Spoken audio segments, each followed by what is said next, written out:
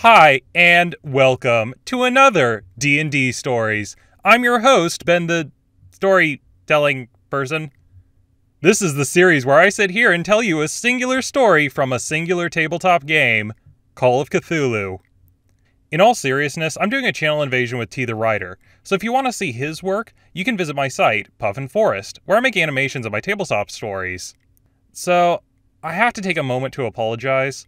Normally I animate my videos. However, this particular story is going to be longer than the ones I usually make, so I won't be able to animate the entire thing. Also, you won't be able to see my face. I don't have a good camera and good setting. I record all of my videos in my garage, and when I tried to record my face, I looked like Slender Man, with these great big lights from the windows coming into the dark cavernous space. Although I might be able to work with that next time. Anyway, I actually don't normally run Dungeons & Dragons. When my first group started playing, I wasn't the regular GM. I was what they called the sub-in GM. I was usually benched until a normal GM couldn't make it or there was an off day, then I'd run something. I'd run about a session a month, usually one-shots. So I naturally gravitated towards really simple, streamlined systems like Call of Cthulhu, where you can sit down, teach someone the game, have them make characters, and be playing in under an hour. When I first started GMing, all I ran was Call of Cthulhu games, and that game actually became my forte, and I came to be known in my group as the Call of Cthulhu guy. They weren't really good at making up nicknames. Another big part of the reason why I ran it all the time was that we played Dungeons & Dragons 4th edition, and we kept getting stuck in these long marathon combat sessions. So I wanted to play a game which was the polar opposite of that. So I immediately jumped to 1920s Call of Cthulhu. Almost no combat, you play as normal, everyday Joes, it's super simple, you roll percentiles, so if you have a natural history score of 87%, you have an 87% chance of success and roll a D100. If you get that number or less, you succeed. Characters in the game have two healths that they need to worry about: mental health and physical health. Physical health is really low, and it's a terrible system to run into a fight. Most people have 10 hit points, which never go up over time. Guns do 3d6 damage per round, and you recover 2d3 hit points per week, if you are receiving constant hospital care. So if you do the math, you get shot for, 9 points of damage. If you survived, you'd be out of commission for at least 2 weeks, maybe a month. With mental health, you never get it back once it's lost. As your mental health goes down over time and you lose sanity, the GM rolls on a table and gives you an insanity. Over time, you slowly lose control of your character from this mental damage if you can't handle what you're seeing. I like that the system has a lot of role-playing, narrative, and there's no way to power game the system. Like, oh yeah, you want the best weapon in the game? Here's a gun! This is America. You can get them right down the street at your local convenience store. That is not going to help you against the colors out of space. I'm not saying that the system's better or anything, it's probably worse designed actually. All I'm saying is that it was very, very refreshing to have a change of pace when all you've been playing is 4th edition D&D, and just getting caught up in these battle grinds over and over. I'm going to tell a story from my very first Call of Cthulhu game I ever ran. However, it's just a snippet, because the entire story took a really long time to finish. I don't think I can do this whole thing justice, as it was part of a larger series. So the story goes. I had 2 players in the group who were crossing the Alaskan tundra in a dog sled. It was around the fall and it was miserably cold and dry. The characters kept having to make con saves against the frostbite, rubbing their hands together and blowing hot air into their mittens that came out in these trails of white mist. The players were following tracks from an older expedition that had crossed through here and hadn't come back.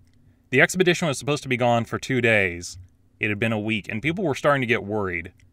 The PCs had heard rumors that the person leading the expedition, David Barnes, was slowly going insane from the book he had been reading, and had even murdered one of his own crew, threatening the others with a gun if they didn't continue onward.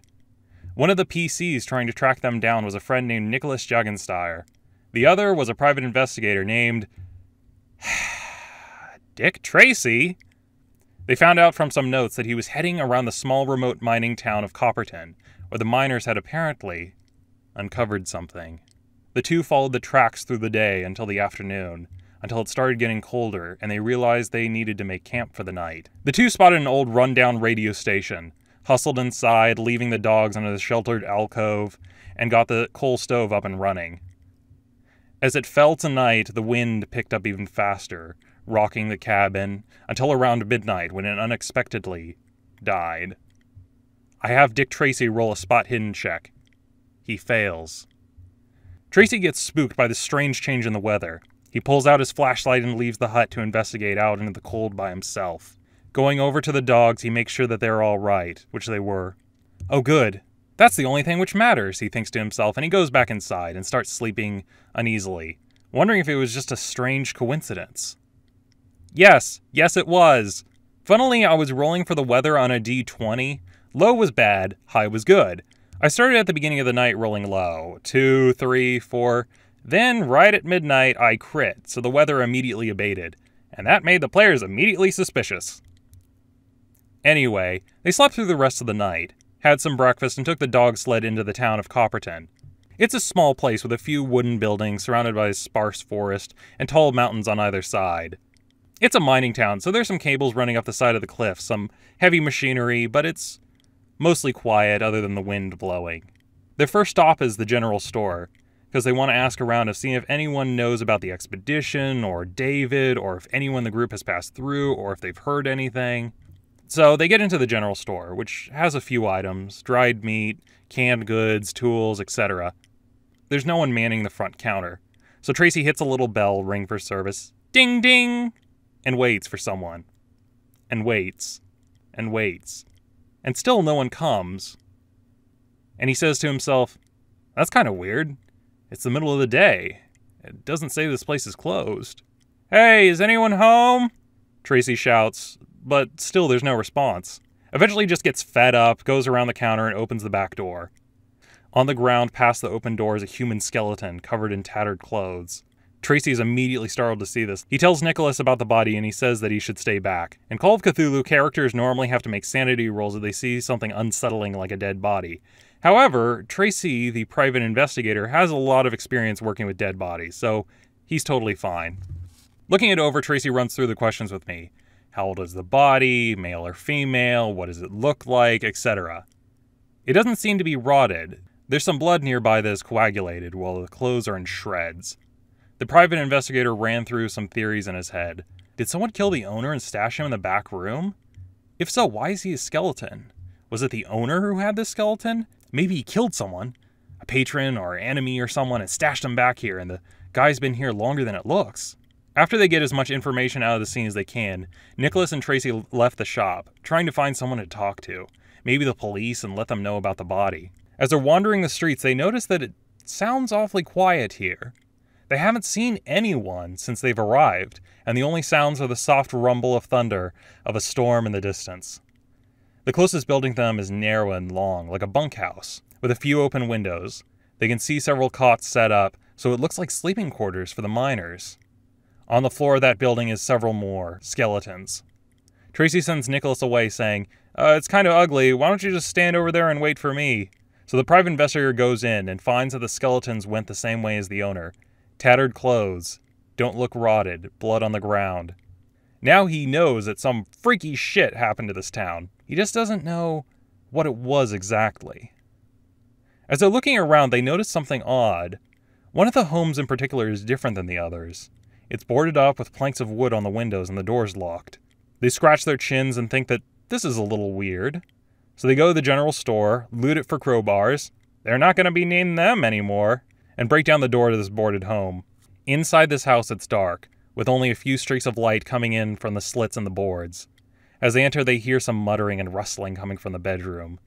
It sounds like they're not alone in here, and someone's in the back room. Tracy gets out his flashlight with another hand on his pistol, slowly walking to the next room, wondering what he's going to see in there. The door makes this loud creak as it opens to a bedroom. Sitting on the bed is this haggard man with bloodshot eyes. He has a long blanket wrapped around him and he's rocking back and forth. They're coming for me. They're coming for me. I know they are. I know they are. Yes, yes, yes. I know they are. And they're very angry at me. They're so angry. Who's coming for you? Tracy asks. He sees that the guy might not be a threat and kind of feels bad for him, so he puts his pistol away. The shadow! The shadows that move about in the night! They'll find me! I know they will! There's no hiding from them! Not this time! They'll take me away, just like they took the others! Tracy keeps trying to ask more questions and get details, but this guy is completely out of it. The only thing they get out of him is his name. Jeffrey. The insane man holds his gaze up at this one spot on the ceiling, just watching it. While Tracy is talking to him, Nicholas goes and looks at the same place on the ceiling that the crazy guy was staring at, and all he sees is this small pinhole, probably about the size of a $50, that goes up and out through the roof, and they can see the sky on the other side. After talking to him for a while, the sun slowly gets lower over the horizon, and it's approaching twilight. Nicholas and Tracy talk in the living room of this house about what they're going to do. They decide to stay the night in this crazy guy's house and figure out what to do the next morning. Their reasoning was that if everyone else in the town is dead, and this is the one guy who's alive, then he must be doing something right, or this building might be safer than the others, or something. They also vowed not to go outside this night, because they don't want to get jumped by what this crazy man keeps calling the shadows in the night. So, Tracy puts the sled dogs in the barn, makes sure they have food and water, and returns back to the house. They start up a few candles so they can have some light and split up the watch. One of them goes to sleep while the other stays up, watching the shadows and listening outside and waiting for something to happen. In the back room, the crazy man is getting even more exasperated, talking quickly and panicking even more than he was before, making this creak, creak, creak as he rocks back and forth, over and over. A few hours into the night, Nicholas and Tracy are startled by a loud noise outside. It sounds like an animal whimpering and whining. It doesn't take long for them to realize that it's the dogs.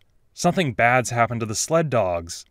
Tracy goes, "Motherfucker," because he knows what's coming up next. He pulls out his pistol, checks that it has ammo, click, cocks it, and goes outside into the darkness with his flashlight out and gun at the ready. When Tracy sneaks over to the barn, there's a rattling, pow, pow, pow, pow, pow, pow, pow, pow, which sounds like the dogs on the other side are pounding at the door, trying to get out. Immediately after he undoes the latch, Tracy is almost barreled over as the dogs rush out, running as fast as they can into the forest in random directions and are gone, almost as if they were running away from something.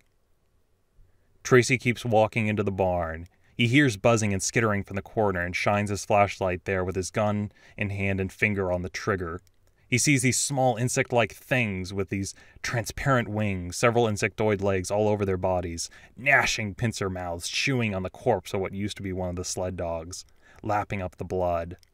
He immediately knows that these things are not like anything Tracy has ever seen before, and they are ripping the flesh right off the bones. I can't remember exactly how this next scene went down. I know that I was halfway between talking to him when he interrupted me. I told him, outside the storm is picking up, but it sounds kind of funny. It doesn't sound like a normal storm. It sounds like buzzing, loud buzzing, like a swarm. Now, somewhere in that monologue, Tracy's player starts shouting at me, I freaking run! I run back to the house! I get back to the house! At the time, Nicholas was on the porch saying, Hey Tracy, what'd you find? Get back in the house! Get back in the house! Tracy shouts to Nicholas, It's flesh-eating locusts! As these black specks started to descend upon him, like a hail, and the moonlight gets blocked from the swarm passing overhead, casting shadows over the town. He makes it inside and they slam the door shut behind them. It's pandemonium in there as bugs start pouring into the house through the cracks in the pinhole in the ceiling. Close those holes, Tracy shouts. The two start running around the house, swatting insects and hammering the boards to replace the boards that are getting ripped off by the bugs that are just flooding at any crack or opening, trying to get inside. It is deafeningly loud in there, almost like being under a waterfall with this constant roar. The crazy guy is still just on the bed saying, I knew it, there was no hiding, while he's wrapped up in his blanket. The players spent the entire night fighting with the creatures who were just hammering at the house, trying to get in, while they desperately boarded up every crack. Tracy and Nick dashed back and forth, swatting the insects and hammering in the boards. Every time they closed one opening, the bugs would just make another one somewhere else. Eventually, after that hellish night, morning came, and the bugs subsided. Nicholas Jagensteyer opened up one of the doors and saw the swarm leaving the town and heading back to the mine. We have to go in that mine, Nicholas said. What? Tracy said. Are you kidding me? We have to get to the bottom of this. We have to figure out what the miners uncovered, Nicholas said. Besides, we have to find the expedition. We came here to find them. God damn it, you're right, Tracy said. Let's do this. So the two left to explore the mine.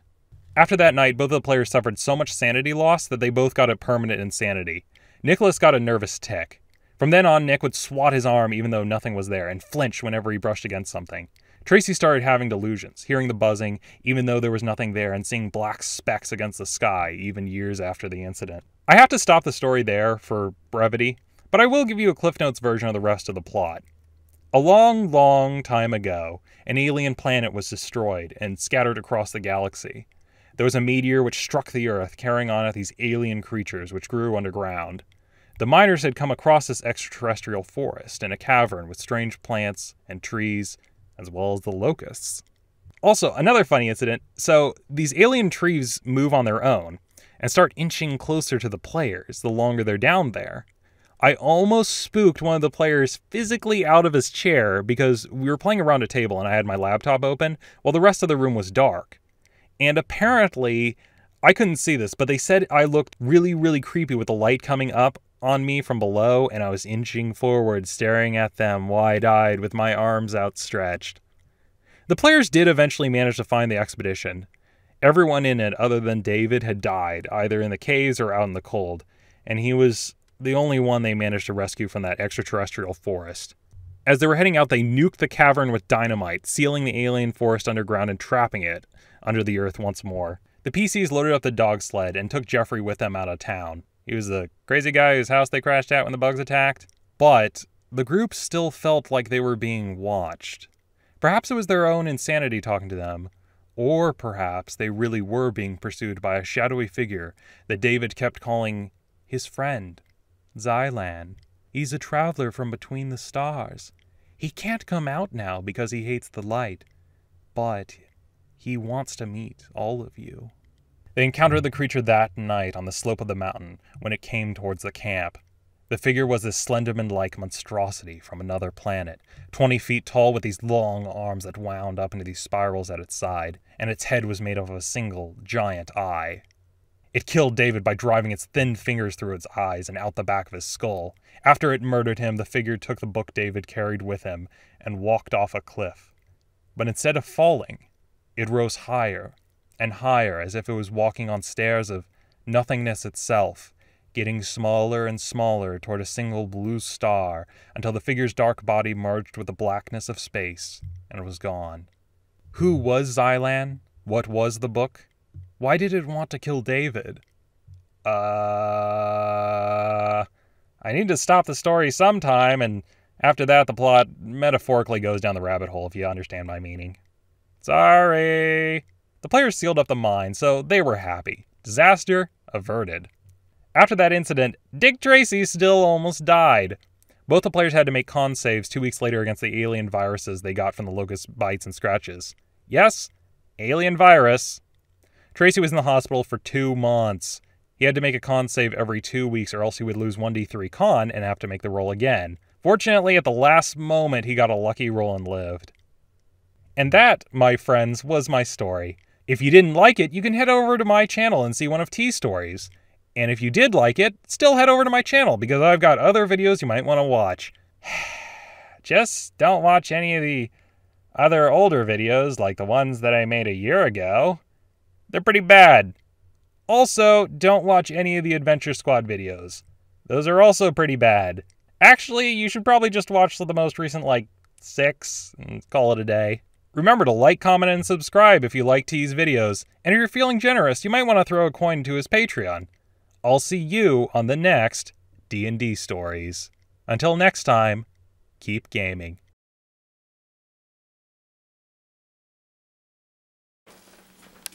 Hi, Titan. It's the Titan Thunderpaws Hour, starring Titan Thunderpaws. Hello. Hello. You want to say hi to the internets? Yes, hello. Titan, look up here. No, don't want. Yes, hello. Roar. Oh no. Don't pet me, Daddy. No. No. What if I chase you up the stairs? Oh no. Don't chase me, Daddy. No. Oh. But Titan, it's the Titan Thunderpaws hour. It's supposed to be entertaining. Oh no. Oh.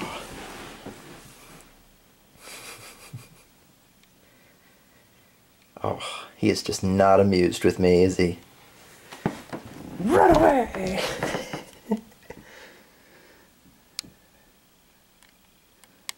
Oh, I don't want to be the star of my own show, Daddy. Goodbye.